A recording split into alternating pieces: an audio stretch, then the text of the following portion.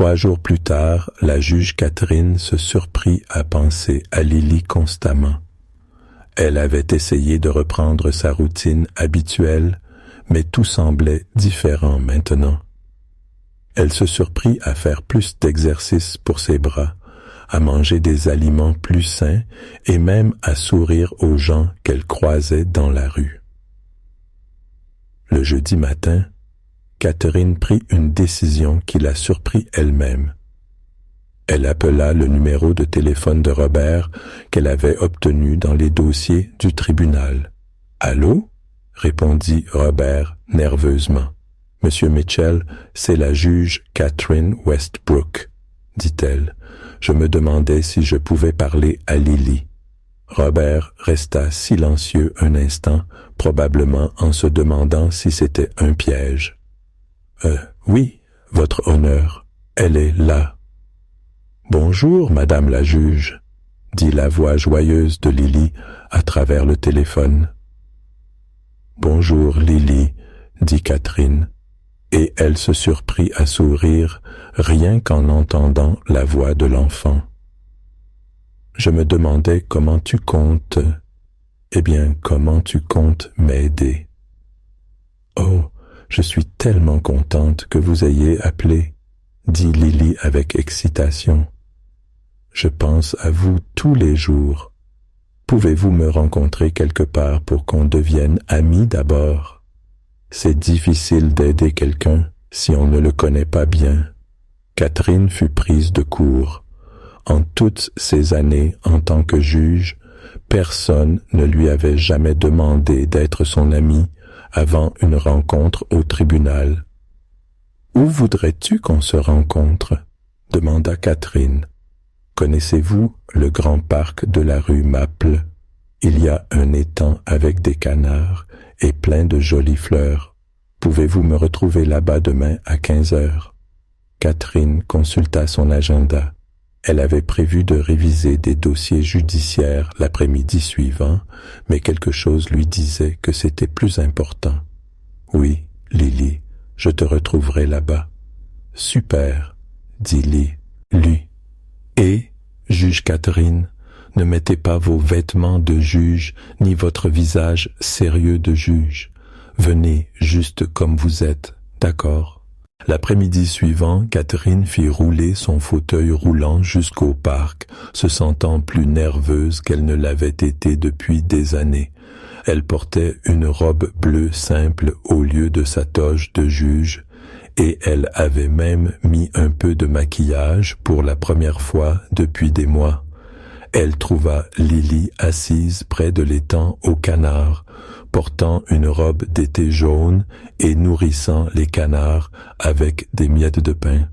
Robert était assis sur un banc à proximité, regardant sa fille avec un mélange d'amour et d'inquiétude. « Juge Catherine » appela Lily, agitant la main avec enthousiasme.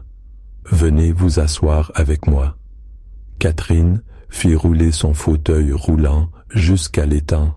Lily fouilla immédiatement dans son sac et en sortit d'autres miettes de pain. « Tenez, » dit Lily, versant des miettes dans la main de Catherine, « les canards ont vraiment faim aujourd'hui. » Pendant l'heure suivante, Catherine se retrouva à faire quelque chose qu'elle n'avait pas fait depuis des années.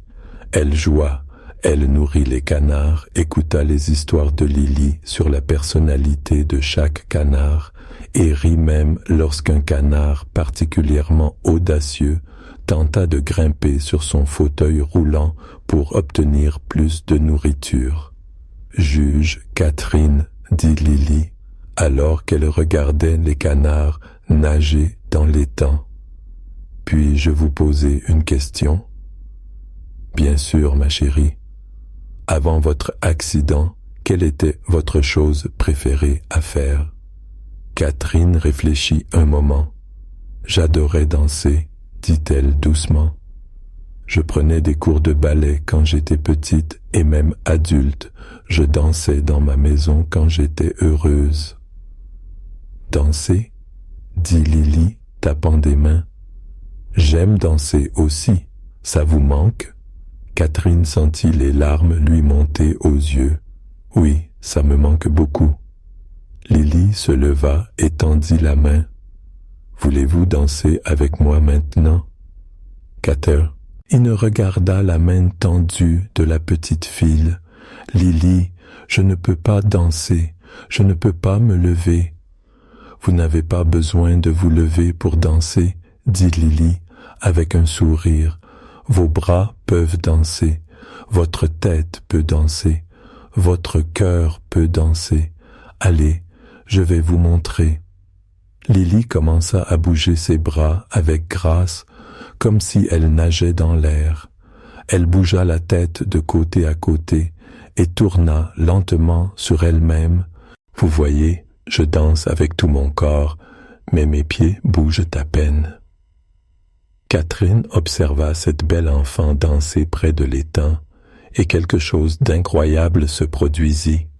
Elle se surprit à bouger ses bras en rythme avec les mouvements de Lily. Elle bougea ses épaules et inclina la tête.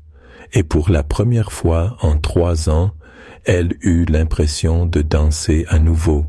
« Vous dansez, juge Catherine, » dit Lily joyeusement. « Vous dansez. » Catherine baissa les yeux sur ses bras, bougeant avec grâce dans l'air, et réalisa que Lily avait raison. Elle dansait, pas comme elle dansait avant, mais d'une nouvelle manière, belle et libératrice. Des larmes de joie coulèrent sur le visage de Catherine, alors qu'elle continuait à bouger ses bras et ses épaules en rythme avec les mouvements doux de Lily. Elle se sentait plus légère qu'elle ne l'avait été depuis des années, comme si un poids énorme avait été soulevé de son cœur. « Comment vous sentez-vous » demanda Lily, continuant à bouger avec grâce. « Je me sens... » Catherine fit une pause, cherchant les bons mots. « Je me sens vivante. » Après leur danse près de l'étang, Lily marcha jusqu'au fauteuil roulant de Catherine et posa doucement ses petites mains sur les genoux de la juge. « Juge Catherine, » dit doucement Lily, « vos jambes dorment, mais elles ne sont pas cassées. Elles attendent juste que votre cœur se réveille complètement. » Catherine baissa les yeux sur les mains de Lily, posées sur ses genoux. Elle ne pouvait pas sentir le contact, mais d'une certaine manière, elle le ressentait. « Qu'est-ce que tu veux dire ?» demanda Catherine. « Quand vous avez eu votre accident de voiture, votre corps a été blessé, mais votre esprit aussi, » expliqua Lily. « Votre esprit a eu si peur et est devenu si triste qu'il s'est en quelque sorte endormi. Quand votre esprit dort, parfois votre corps ne fonctionne pas correctement non plus. » Catherine fixa cette petite fille pleine de sagesse. « Et tu penses que tu peux réveiller mon esprit ?» Lily sourit. « Je pense que votre esprit commence déjà à se réveiller. Ne l'avez-vous pas senti quand nous dansions ?» Catherine pensa à la joie qu'elle avait ressentie quelques instants plus tôt, la légèreté dans son cœur, la sensation d'être véritablement vivante. « Oui, » murmura-t-elle, « oui, je l'ai senti. C'est le premier pas, » dit Lily. « Demain, pouvez-vous revenir ? On peut nourrir les canards à nouveau et peut-être danser encore. Et je vous raconterai des histoires sur toutes les belles choses dans le monde qui attendent que vous les découvriez à nouveau. » Catherine hocha la tête, se sentant plus pleine d'espoir qu'elle ne l'avait été depuis son accident. « Oui, Lily, je reviendrai demain. » Alors que Catherine faisait rouler son fauteuil roulant hors du parc, elle ressentit quelque chose qu'elle n'avait pas expérimenté depuis 3 ans. Elle était excitée à l'idée de demain. Elle avait l'impression que sa vie recommençait. Mais ce qu'elle ne savait pas, c'est que le don de guérison de Lily allait être mis à l'épreuve d'une manière que personne n'aurait pu imaginer. Car ce soir-là, quelque chose allait se produire qui ferait douter tout le monde de la réalité des miracles. Ce soir-là, Robert préparait le dîner lorsque son téléphone sonna. C'était Madame Henderson et elle semblait paniquée. « Robert, tu dois venir vite, dit-elle. Il y a eu un accident au parc. C'est à propos de la juge Catherine. » Le sang de Robert se glaça. Que s'est-il passé? Est-ce qu'elle va bien? Je ne connais pas tous les détails, mais quelqu'un a vu son fauteuil roulant basculer près de l'étang. Il pense qu'elle s'est cogné la tête. L'ambulance l'emmène à l'hôpital en ce moment. Robert regarda Lily, qui coloriait à la table de la cuisine. Elle leva les yeux vers lui, avec ses yeux verts pleins de sagesse. « Papa, dit-elle calmement, la juge Catherine va aller bien, mais c'est le test. C'est maintenant qu'on va découvrir si les miracles sont vraiment réels. » Robert attrapa ses clés avec des mains tremblantes. Si quelque chose de grave était arrivé à la juge Catherine, leur accord serait terminé. Il irait en prison et Lee lui retournerait en foyer d'accueil. Mais plus que cela, il était sincèrement inquiet pour la femme gentille qui leur avait donné une chance. « Viens, Lily, dit-il, on doit aller à l'hôpital. »« Je sais, papa, dit Lily, posant ses crayons. La juge Catherine a besoin de nous maintenant, plus que jamais. Son esprit commençait juste à se réveiller, et maintenant il a peur à nouveau. Mais ne t'inquiète pas, parfois les plus grands miracles se produisent quand les choses semblent les plus impossibles. » Alors qu'il se précipitait vers l'hôpital, Robert pria pour que sa fille ait raison. Parce que si Lily ne pouvait pas aider la juge Catherine maintenant, quand elle en avait le plus besoin, peut-être que les miracles n'étaient vraiment que des contes de fées après tout. À l'hôpital, la salle d'attente de l'hôpital était remplie de voix inquiètes et d'une odeur de désinfectant. Robert était assis sur une chaise en plastique, tenant la petite main de Lily, attendant des nouvelles de la juge Catherine. D'autres personnes de leur ville avaient entendu parler de l'accident et étaient venues à l'hôpital également. Les nouvelles circulaient vite dans leur petite communauté.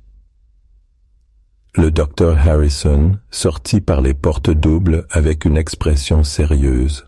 Le cœur de Robert se serra en voyant le regard inquiet du médecin. « Comment va-t-elle, docteur ?» demanda Robert, se levant rapidement. Le docteur Harrison regarda autour de lui, voyant tous les gens attendant des nouvelles. La juge Westbrook s'est cogné la tête lorsque son fauteuil roulant a basculé près de l'étang. Elle a une commotion cérébrale grave et est inconsciente depuis 2 heures. Des exclamations et des murmures inquiets remplirent la salle d'attente. Robert sentit le monde tourner autour de lui. « Est-ce qu'elle va s'en sortir ?» demanda Madame Henderson, qui était également venue à l'hôpital. « Nous faisons tout ce que nous pouvons, » dit le docteur Harrison. « Mais les blessures à la tête peuvent être très imprévisibles. Les prochaines 24 heures seront critiques. Il faut qu'elle se réveille bientôt. » Ou il ne termina pas sa phrase, mais tout le monde comprit ce qu'il voulait dire.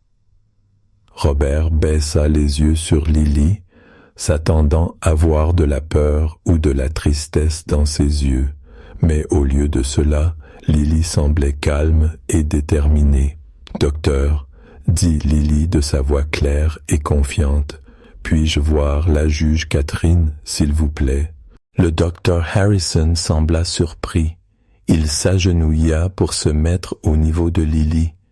Petite fille, la juge Westbrook est très malade en ce moment. Elle ne peut pas recevoir de visiteurs.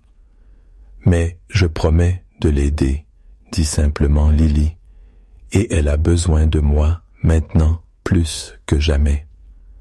Robert posa sa main sur l'épaule de sa fille. Lily, ma chérie, peut-être devrions-nous attendre que le docteur dise que c'est d'accord. Mais Lily secoua la tête. Papa, souviens-toi de ce que je t'ai dit à propos de l'esprit de la juge Catherine qui dort. Eh bien, maintenant, il ne dort pas seulement, il est perdu. L'accident a tellement effrayé son esprit qu'il ne sait pas comment revenir à son corps. J'ai besoin de l'aider à retrouver son chemin. Tout le monde dans la salle d'attente fixa cette petite fille de 5 ans qui parlait d'esprit et de guérison comme si elle était une adulte. Certains semblaient sceptiques, d'autres pleins d'espoir, et quelques-uns pensaient que Lily pourrait être leur seule chance. « Docteur », dit une voix familière derrière eux. Tout le monde se retourna pour voir David Chun, le procureur du procès de Robert. Il semblait fatigué et inquiet.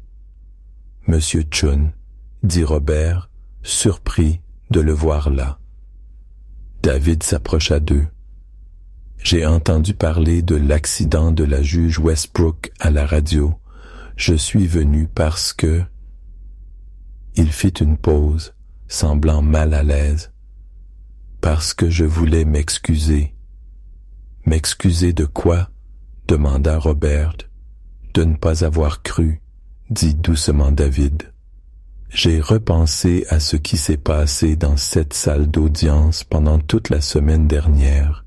J'ai vu la juge Westbrook gérer des centaines d'affaires et je ne l'ai jamais vue prendre une décision émotionnelle. Elle a toujours été complètement logique et respectueuse des règles, mais quelque chose chez votre fille l'a poussée à faire un acte de foi. » David regarda Lyle et avec un nouveau respect. « Si la juge Westbrook a cru en vous, alors peut-être que je devrais y croire aussi. Docteur, n'y a-t-il pas un moyen pour que cet enfant voie la juge ?» Le docteur Harrison semblait partagé. « Même si je voulais le permettre, ce qui va à l'encontre de toutes les politiques de l'hôpital, la juge Westbrook est inconsciente. Elle ne saurait même pas que l'enfant est là. »« Mais moi, je le saurais, » dit fermement Lily. « Et l'esprit de la juge Catherine le saurait aussi, même si son corps endormi ne le sait pas. » Une femme âgée, qui était restée assise silencieusement dans un coin, prit la parole. « Docteur, quel mal cela pourrait-il faire si la juge ne se réveille pas bientôt de toute façon ?» Elle ne termina pas sa phrase, mais son message était clair. Le docteur Harrison regarda autour de la salle d'attente, voyant tous les visages pleins d'espoir tournés vers lui. Il était médecin depuis 30 ans et il avait toujours cru en la science et la médecine avant tout, mais parfois, dans des cas comme celui-ci, la science ne suffisait pas. « 5 minutes, dit-il finalement. L'enfant peut avoir 5 minutes avec la juge Westbrook, mais c'est tout, et il doit y avoir des adultes avec elle. » Robert serra la main de Lily. « Es-tu sûre de ça, ma chérie ?» Lily regarda son père avec ses yeux verts pleins de sagesse. « Papa, te souviens-tu de ce que maman disait à propos des moments les plus difficiles ?» Les yeux de Robert se remplirent de larmes en se souvenant des mots de sa femme. Elle disait que les moments les plus difficiles sont ceux où les miracles se produisent, parce que c'est là que les gens en ont le plus besoin. C'est ça, dit Lily en souriant, et la juge Catherine a besoin d'un miracle maintenant plus que jamais. Le docteur Harrison les conduisit dans un long couloir blanc jusqu'à l'unité de soins intensifs. La pièce était silencieuse, à l'exception du bruit des machines qui bipaient et ronronnaient. La juge Catherine était allongée dans le lit d'hôpital, paraissant plus petite et plus fragile que Robert ne l'avait jamais vue. Des tubes et des fils la reliaient à diverses machines et son visage était pâle et immobile. « Elle a l'air si paisible », murmura Lily, s'approchant du lit sans aucune peur. Robert resta près de la porte avec le docteur Harrison, regardant nerveusement sa fille s'approcher de la juge inconsciente. Lily grimpa sur une chaise à côté du lit pour, très au même niveau que la juge Catherine, elle regarda le visage immobile de la juge pendant un long moment, puis posa doucement sa petite main sur le bras de Catherine. « Bonjour, juge Catherine, » dit doucement Lily. « Je sais que vous ne pouvez pas m'entendre avec vos oreilles en ce moment, mais j'espère que vous pouvez m'entendre avec votre cœur. » Les machines continuèrent leur bip régulier, mais la juge Catherine ne bougea pas. « Je sais que vous avez peur, » continua Lily, sa voix douce et pleine d'amour. « Quand vous êtes tombé au parc, ça vous a rappelé votre accident de voiture, n'est-ce pas? Ça vous a fait vous souvenir à quel point c'était effrayant quand votre corps a été blessé et maintenant votre esprit se cache à nouveau. » Le docteur Harrison regardait avec stupéfaction cette petite fille parler à sa patiente comme si elles avaient une conversation normale. « Mais, juge Catherine, j'ai besoin que vous vous souveniez de quelque chose d'important, » dit Lily, caressant doucement le bras de la juge. « Vous souvenez-vous de ce que vous avez ressenti quand nous dansions près de l'étang au Canard? Vous souvenez-vous de ce sentiment de légèreté et de bonheur? Ce bonheur est toujours en vous. Il se cache juste parce qu'il a peur. » Robert retint son souffle en regardant sa fille ouvrir son cœur à la femme inconsciente. « Votre esprit n'est pas brisé, juge Catherine. Il est juste perdu dans un endroit sombre, comme être perdu dans une forêt la nuit. Mais je peux voir le chemin vers la lumière, et je vais vous aider à le retrouver. » Lily ferma les yeux et posa ses deux petites mains sur le bras de la juge Catherine. La pièce sembla s'emplir d'une lumière dorée chaude, bien que Robert ne fût pas sûr s'il la voyait vraiment ou s'il la ressentait seulement. « Pouvez-vous voir le chemin, juge Catherine ?» murmura Lily. « Il est fait de tous les beaux souvenirs que vous avez oubliés. Il y a le souvenir de vous dansant quand vous étiez petite. Il y a le souvenir de votre premier jour en tant que juge, quand vous étiez tellement excité d'aider les gens. Il y a le souvenir de nous nourrissant les canards et riant ensemble. » Le docteur Harrison regarda les moniteurs connectés à la juge Catherine. Son rythme cardiaque, qui avait été lent et irrégulier, commença à se stabiliser et à se renforcer.